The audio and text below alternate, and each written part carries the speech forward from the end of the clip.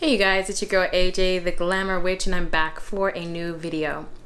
Today we're going to be talking about battle magic. We're going to be talking about what it is, how to prepare for it, and a few other things that I think are important to mention before you start this work. Now, if you've already been well acquainted with battle magic, basically anything that has to do with cursing, hexing, jinxing, or any type of attack, then you know that there are important steps that you want to take beforehand that will guarantee you a certain level of success, as well as make sure that you're protected on the back end from any backlash or backfiring of any spell work or just return fire from your target. So we're going to jump into all of those goodies. This is probably going to be a two-part video, so be prepared for that. But if you're interested in learning more, just keep watching. Oh wait, she's magic. Flip a whole vibe, make it better. Handing out blessings. So let's talk more about battle magic. So battle magic is simply your line of defense when either under spiritual or magical attack or when desiring to attack someone else. So this is the basics: curses, hexes, jinxes, crossings, and any other type of baneful working, right? So this is considered baneful magic. The reason why I'm talking about battle magic is I'm talking about creating a strategy, a plan, a system that's in place anytime you want to do this work when you're preparing to go to battle. Now, if you have a specific target in mind, then this is something that you're really going to want to fine tune, and you're going to want to pay close attention to these four main things that I will be talking about today in this video. Now, I may get into a couple of rituals that I will be sharing with you in this video, but if I'm not able to fit all of them, then it'll be in part 2. So I'm gonna go over 4 main things that you want to be focusing on, and the first one of that list is cleansing. Now, before you get started doing any of your battle magic workings or whatever the case may be, or if you even feel that you're under attack in a major way, the first thing that you need to be focused on is cleansing and clearing your environment, okay? The reason why we start with cleansing is because sometimes, and this is a big thing, because I find that a lot of people freak themselves out about magical attacks and spiritual attacks when really they don't actually need to be worried about that. What they need to do is they need to do a good deep cleansing of their environment and their space.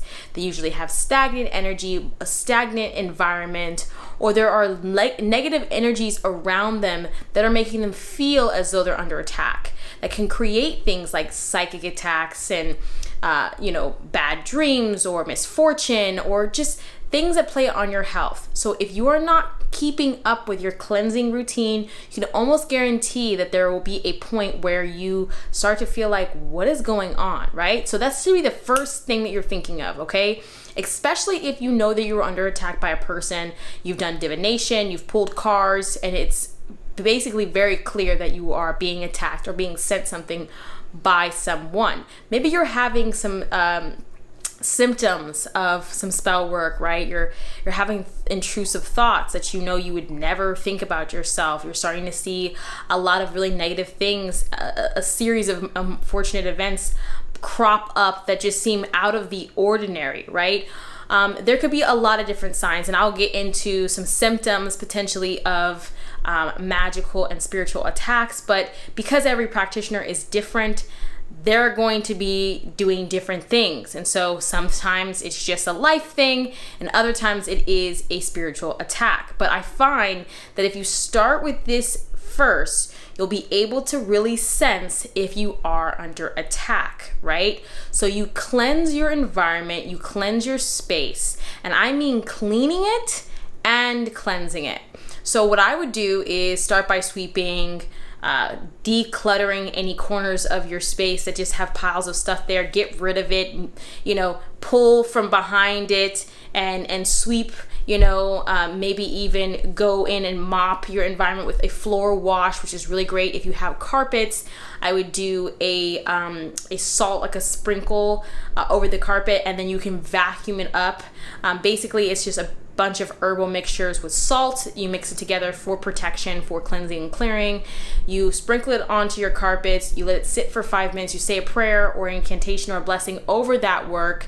Let it sit for about 10 to 20 minutes, sometimes even an hour. People will let it sit, and then you'll go and vacuum it up, basically pulling that negative energy from the carpet, from the floor, and resetting the vibration. So that's how you do it if you have carpets as opposed to hardwood floors. When I go to do that, that's typically the first thing I do, right? Because I'm sitting around, right? But there are also other little trinkets and items that maybe just need to be reorganized, right? Maybe you don't need to throw things out, but maybe you do need to just reorganize things so they're not so messy.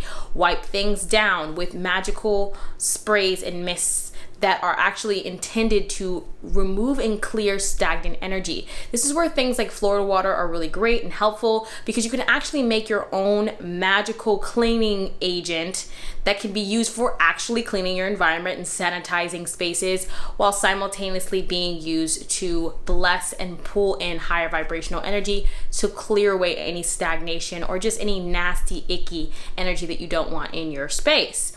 Now, I highly recommend a very simple combination of moon water, a little bit of sea salt, white vinegar, lemon juice, and some Florida water that has been blessed.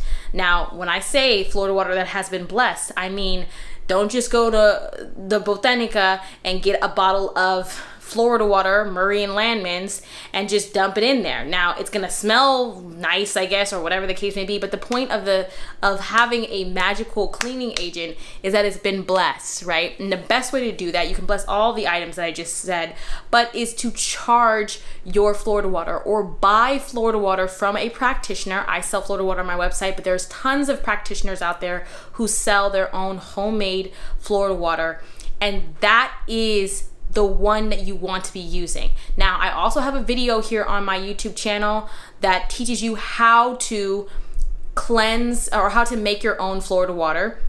So if you're somebody who doesn't want to go through all of that and you want to make your own, you want to bless it with your own certain intentions, or you want to make certain Florida waters for certain things, then that is the video for you, and you're gonna wanna check that out before you move forward. But if you're just getting Murray's and Landman's, I'd add a couple of drops of some spell oils that you really like that are great for protection, cleansing, and clearing. There are tons of places that you can purchase magical oils from, but I would make sure that whatever magical oil that you're using to add to your Florida water, you have already had an experience with it, a positive result and experience with it, so that you know that it's going to do more than just be sitting in there as an oil, right? So you don't just go out and buy something that you don't have any experience with.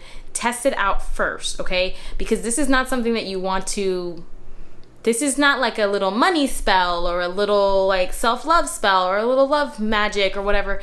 This is your protection. So you want to make sure that when you are doing this, it's going to work, okay? So you're going to add a couple of drops. When I say couple, I mean like 2 drops, which 2 drops of your protection oil or your cleansing and clearing oil or whatever it is that you're using.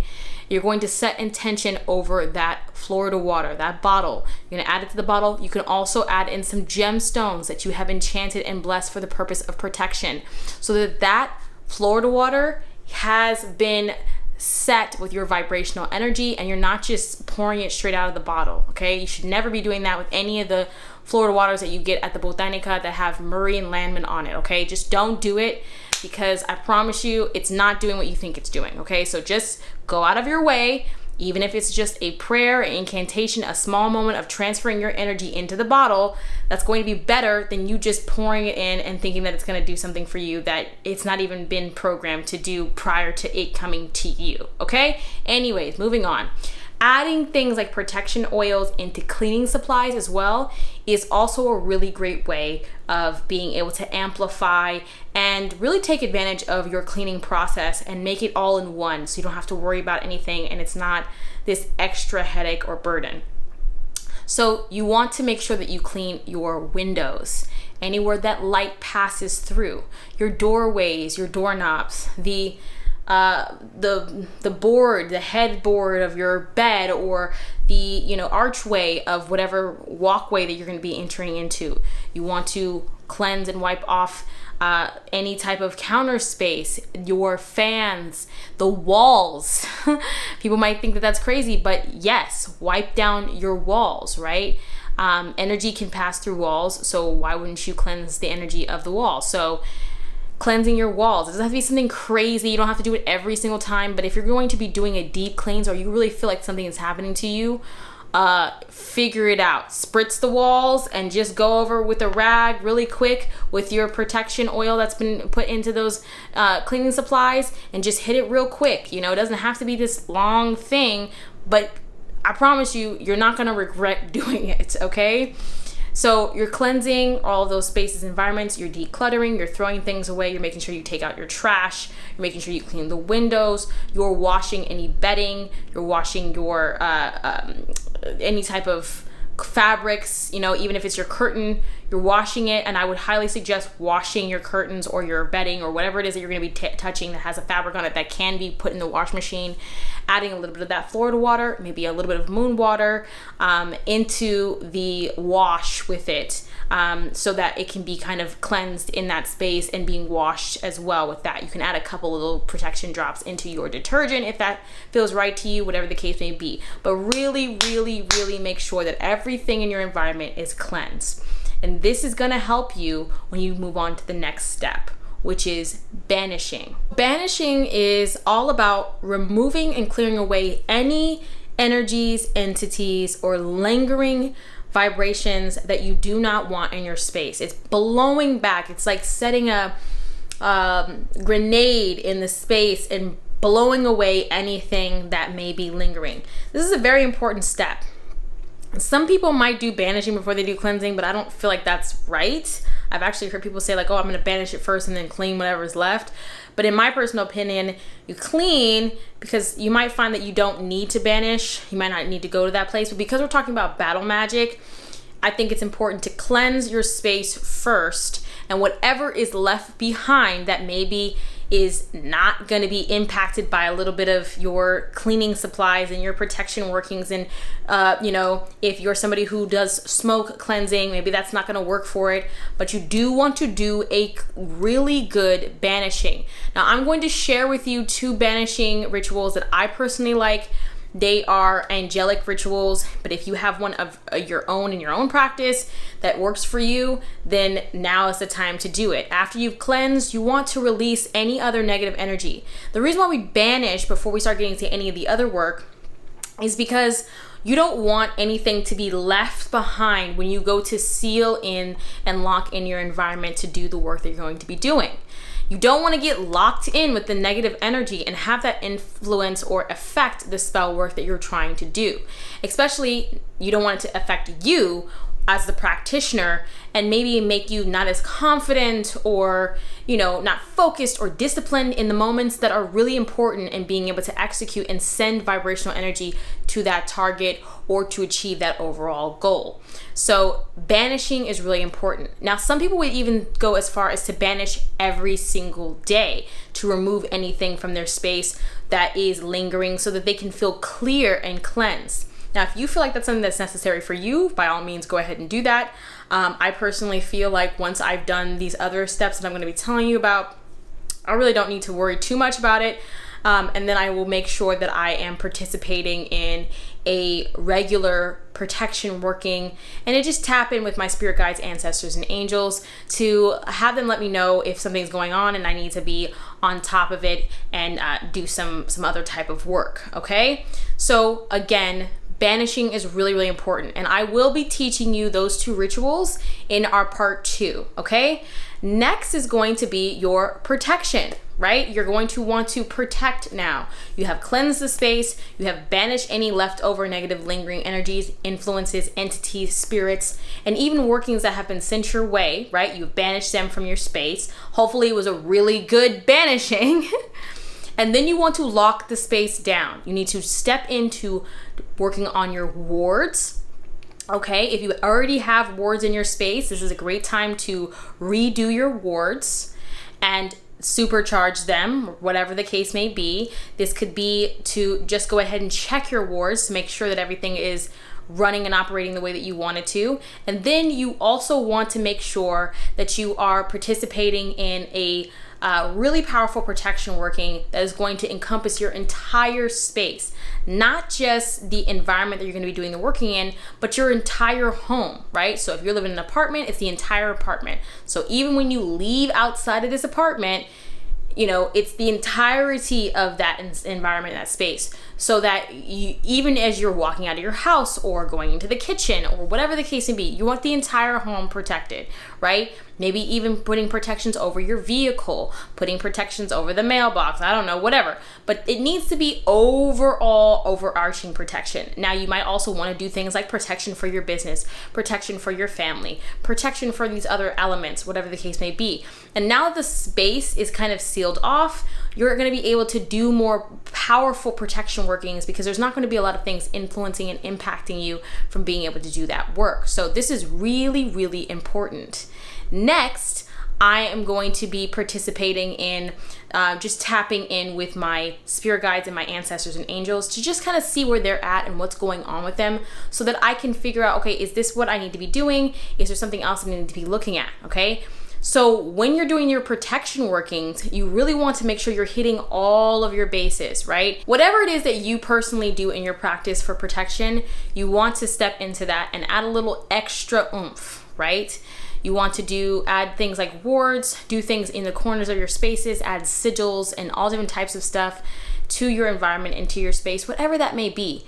Really, really hone in on that work because this is going to be how you're going to make sure that you are really locking down your environment and making it a fortress under a magical attack or a magical battle. So now as we move on to the next portion, which is battle magic, the actual practicing of this baneful working or going on the defense to attack somebody who maybe have been attacking you or to send an attack to somebody who has wronged you, whatever the case may be. You want to think about a couple of things. We've talked about this maybe before in some other videos, and maybe I haven't talked about it, but I'm going to be talking about it now. You want to make sure that you're looking at a person's natural level of protection. Their natural level of protection is going to be the first thing that you want to look at. Because if a person has a high natural level of protection, it's probably going to take you a little bit longer to be able to tap in and affect them the way that you want to.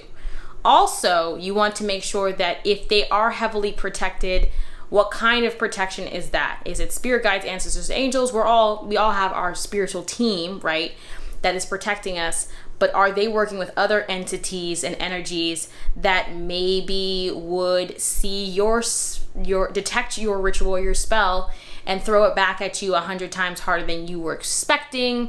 You know, really just do some research on your target. If this person is engaging with you in a battle, they in a certain way are leaving themselves open to attack because they are sending. And to send it out, you have to open up a little bit of space to release it from your environment to your target. Now, when people do return to senders, they're returning that energy. And a lot of times people will even put in their spell work that if somebody does a return to sender working, it returns back to them as a puppy or a dog or return home, right? So it doesn't actually influence them the way that you may think that it will, which is why for all of my return to sender work, I had a little extra something on the back end. So yeah, you may have blessed that ritual to return to sender. When it comes back to me, it's all good. It's cleansed and clear energy, but you don't know that there's a Trojan horse situation going on with that if you want to incorporate something like that as well. You also want to look at, and this is starting to get into a little bit more kind of maybe fucked up, whatever, but we're doing battle magic. What a person's deepest fears are, their greatest weaknesses. You want to do divination to see if there is something happening currently in your life, that in their life, that you can actually use and amplify or use against them to harm them in some way. You really want to play on that. If there's other little things and avenues that you can go down that will be able to infiltrate them, that doesn't feel necessarily like an attack, so that maybe they let their guard down. There's a lot of different strategies that you can take, because battle magic doesn't just mean lighting a candle and doing that ritual and doing that work. Sometimes it's psychological warfare. Sometimes it's little things here and there. Now, again, all this is kind of fucked up, but I want you to remember that if you're doing this, you're probably already engaging in a lot of heavy warfare. It's important to have a full plan and strategy. You want to have a backup plan for your backup plan for your backup plan. And you want to have a Hail Mary, pull out all the stops situation. And you also need to prepare yourself to just completely remove yourself from the situation at the end of the day. Now, some people, and this is going to depend on you as an individual, some people are like, no, I'm not going to stop until that person is in the ground, or I'm not going to stop until that person is this, and this. But you might find that in the heat of the battle that it might be a good idea to just pull your energy back for a period of time. Even if it's just for a while, to make your opponent believe that you are defeated. That can be an even better strategy than going balls to the wall, throwing every spell, every ritual, and every single situation that you can at them. Because ultimately, when somebody believes that there's no more attacks on their way, they will let their guard down. Now, if you're dealing with another practitioner, you need to be smart, because another practitioner will be able to detect certain things that a normal person who's not into magic and who doesn't practice spirituality in the same way, they just won't be able to see. Now, it doesn't mean that they won't get signs. They might get dreams and visions from their spirit guides, signs and omens to alert them that there is spell work being done on them. But the point is that you want to make sure that if you're dealing with somebody who is also a practitioner, you want to know their level of skill as well, not just their level of protection. Because if you're dealing with somebody who's a much more skillful practitioner than you, you could really run the risk of fucking yourself up in a way that you do not want to play with. Sometimes the best thing for you to do in a situation like that is to just beef up your protection work as hard as you possibly can, as much and as often as you can. Because if you're dealing with somebody who is very skilled, who has a lot of spiritual knowledge and wisdom, and who is very confident in their magical practice, and you choose them as a target for battle, or if they have chosen you as a target for their battle, you could find yourself in a situation where you are overwhelmed by the energy that is coming at you, and you may need support and help from somebody else. Now, there are practitioners out there. You want to be very careful about who you decide to get workings done by, but there are practitioners out there who can do that work for you if you're not confident enough to break yourself free from toxic energies and influences around you, okay? Again, I want to reiterate that not everything is a spiritual and a magical attack. Don't automatically assume that that person that you got into a fight with at the grocery store, or your coworker, or your ex-friend from college, or whatever the case may be, that everyone is throwing magic at you. This creates a psychosis and a paranoia that is more damaging and harmful than a spell alone could ever do to you. This is why it's important to strengthen your internal spaces, tap into your intuitive wisdom, really highlight and work on your intuition, your third eye, your crown chakra, and get really grounded in the 3D. Because if you will lose yourself in the paranoia, it can cripple you in the moments where you are needing to be at the top of your game, right? Because if you think that everybody's, someone's throwing the evil eye, somebody's doing this, somebody's doing that, and you're constantly on guard when you need to be paying attention to something else that's actually the problem, it's gonna fuck you up. And you're gonna be like, well, why isn't any of my magic working? Why isn't any of my protection working? I've done everything and nothing's working, right? sometimes we are cursing ourselves with the things that we are saying, with the thoughts we are entertaining, with the people that we are surrounding ourselves with, and with our lack of, with our poor spiritual hygiene. And that's really what it is. And this is not to downplay somebody who may be having some difficulties and challenges right now in their life, or who is under attack. And if you ever are in that situation, this is not a video to try to tell you like everything is in your head. But you want to make sure that you're doing everything that you can on your part to check yourself and make sure that you're grounded in reality before you decide to just start sending off grenades in every direction, hoping that it hits a target, any target, right? Sometimes it doesn't require all of that, right? You want to also think of your battle plan or your strategy, right? Is not just a straight direct attack. You also want to think about what you're going to do when they come and hit you with their energy, with a spell, with a ritual, with an incantation, whatever the case may be. Now, if you can take whatever it is they're throwing at you and transmute it into energy, raw energy for your benefit, that is more beneficial than you sending a counter attack. So not every type of approach that you take needs to be this defensive, aggressive action. Some of it can be used to absorb that energy, to transmute it, to make you even stronger if they send another attack your way.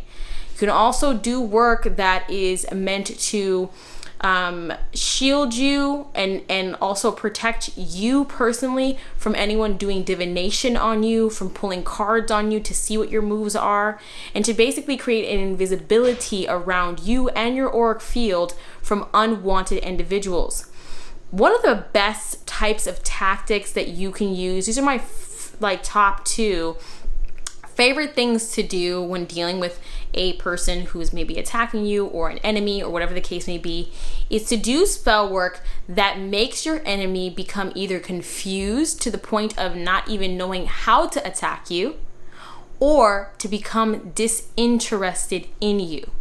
Another one is also to just scare them, to terrify them, to make them very aware that you are a powerful being, and to scare them into not wanting to continue the fight with you.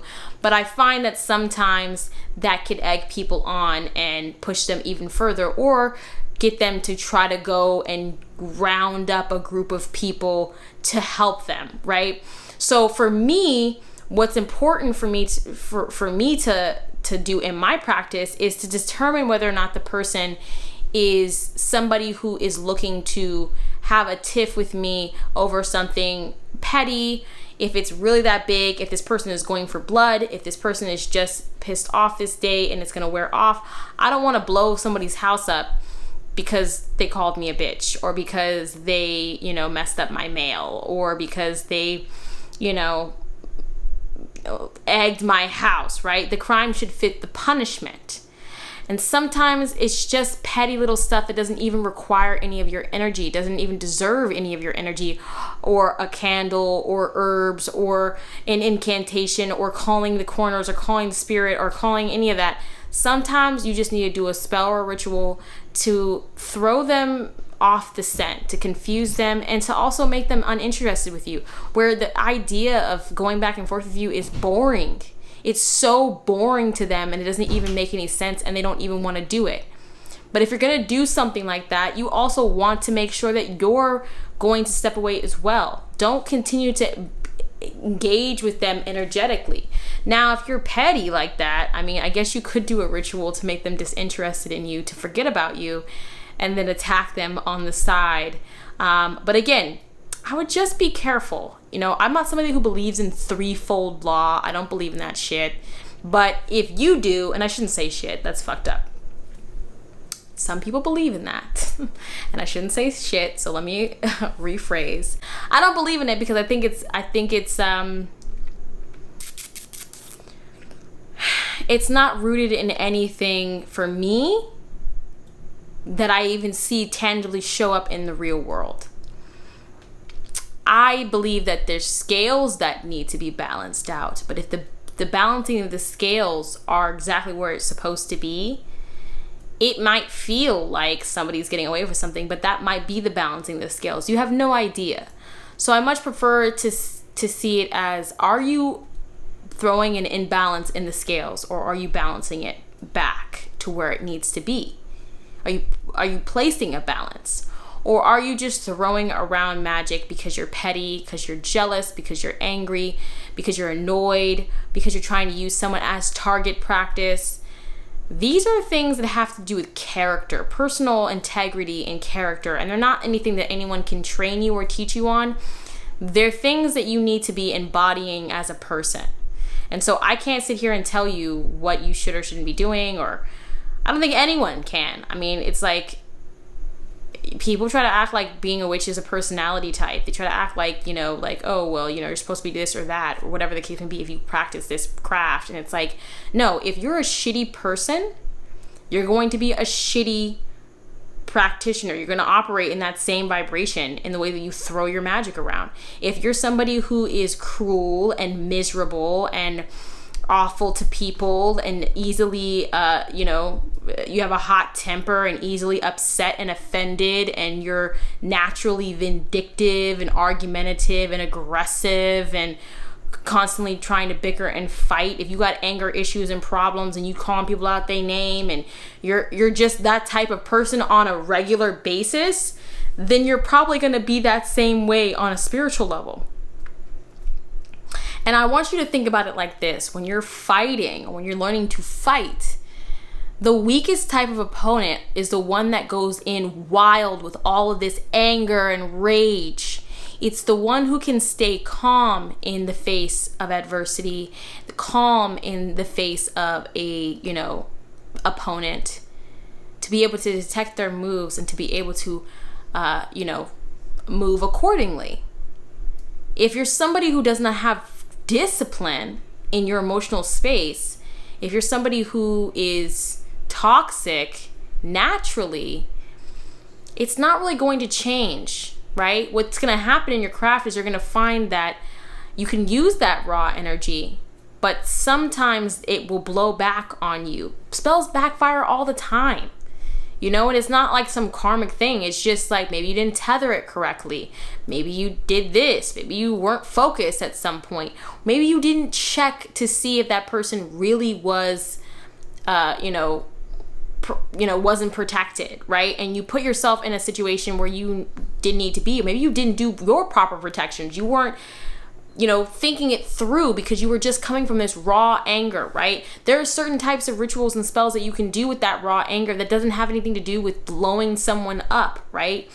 Placing that energy into a space that is helpful for you. I think you should honor your rage and your anger and your frustration, and even your, righteous indignation or your revenge, right? I think you could bottle that essence and use it at another time.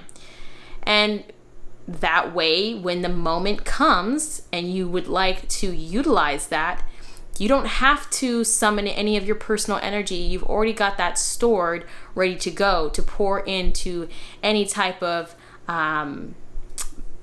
magical or spiritual buckshot, right, that you're going to be sending somebody.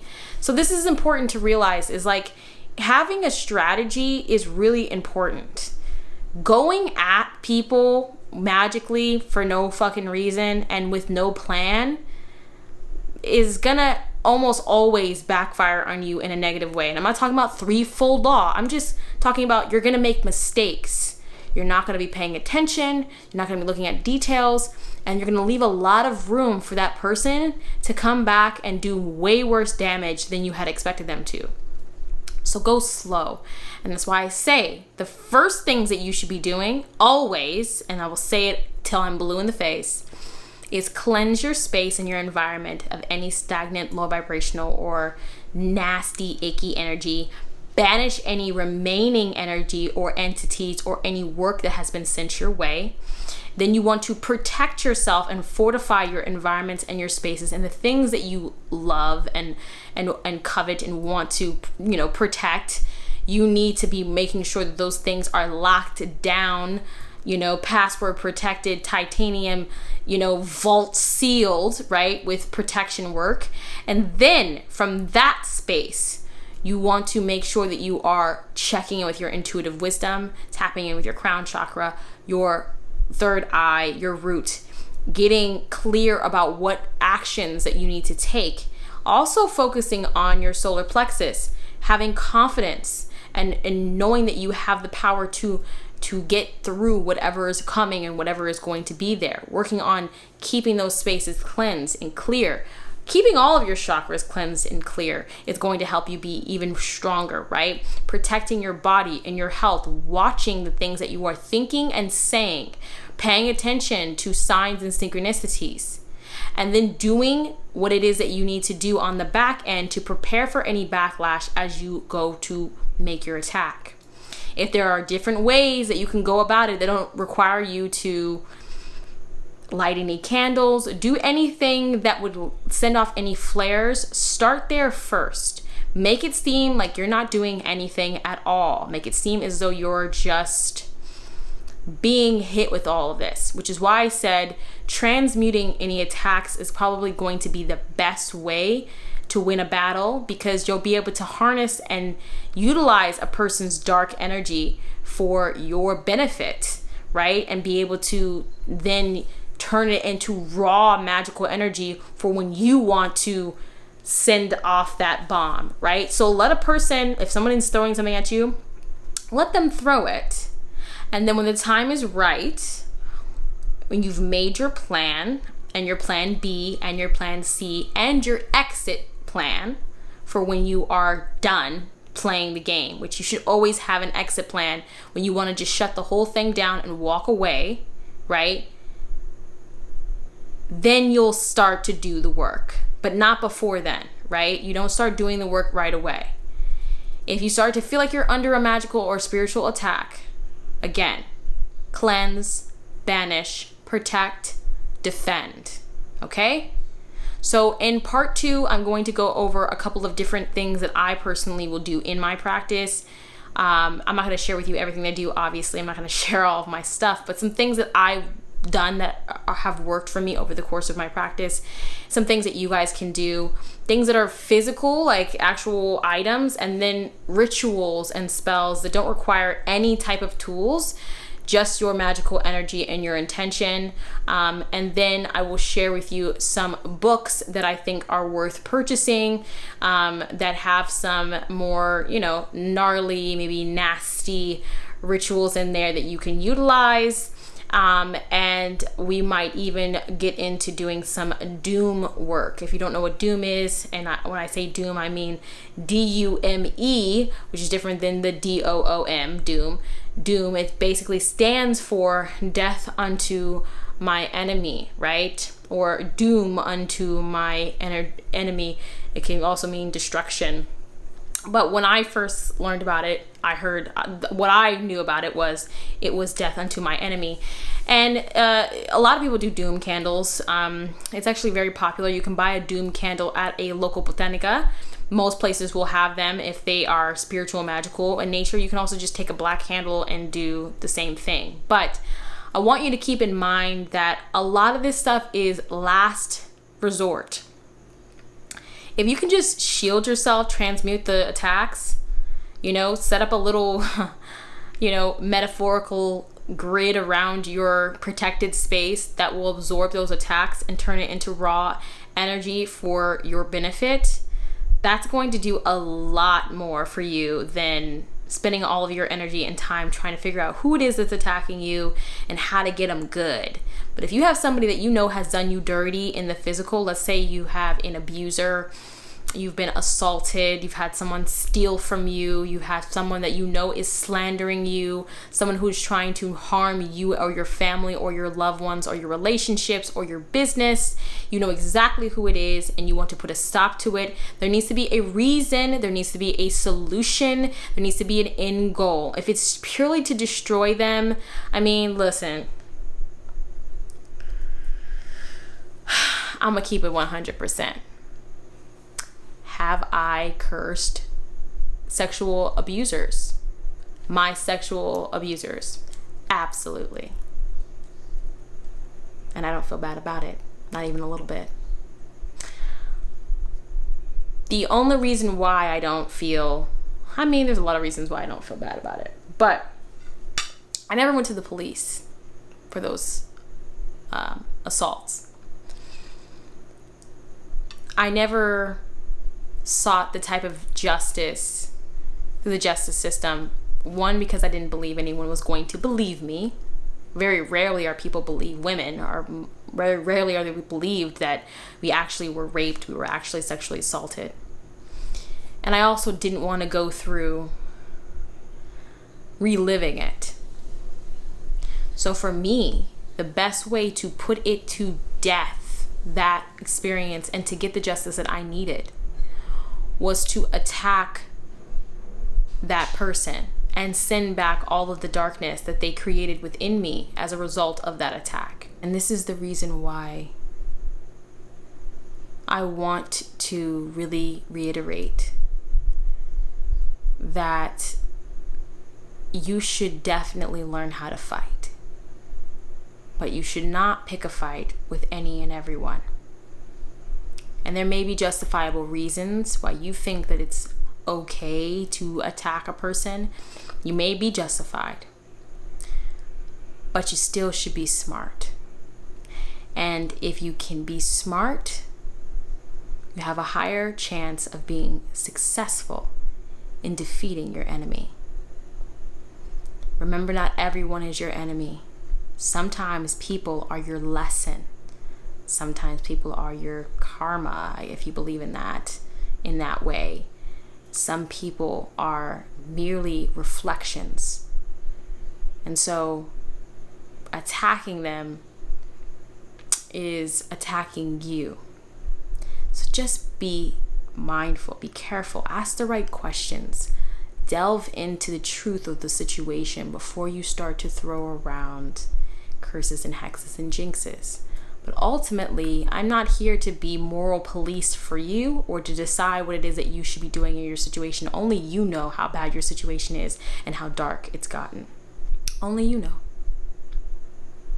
And so because only you know that, me nor any other person nor any other sector of religion or spiritual practice can dictate to you what it is that you need to do. You have to have an internal knowing, some discernment, and discipline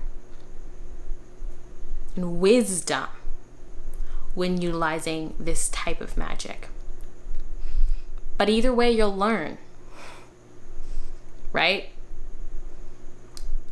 That's why I say do the basics first, because then when it comes time to get your hands dirty, truly, you'll have spent a good majority of that time learning how to protect yourself from the backlash and pick up the pieces.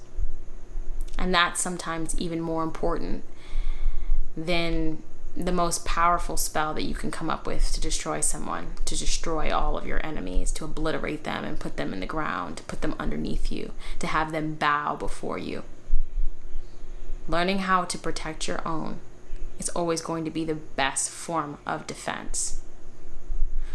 But I want you to know that, again, this work is something that you should be doing. If you're going to be practicing magic, if you're going to be doing spells, if you're going to be working with any spirit, angels, demons, spirit guides, ancestors, angels, fae, deities, even the spirits that just live naturally in your environment and in your space, you need to be prepared to fight. You need to know how to fight. And if you don't even dabble in this, you don't even learn about it, you don't even try to do this work that I'm teaching you, one day you're going to find yourself in a very maybe scary situation and not know how to get out of it. And that's why a lot of people get into this practice. And I mean, there's a lot of different reasons, but they start doing stuff and working with spirits and doing whatever, and they get attacked, they get afraid, and they want to run back to whatever, religion that they were trying to escape because they got scared. It's usually because their shadow is coming up. But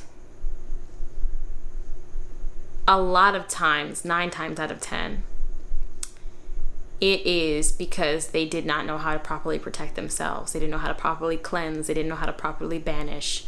And they found themselves in a sticky situation.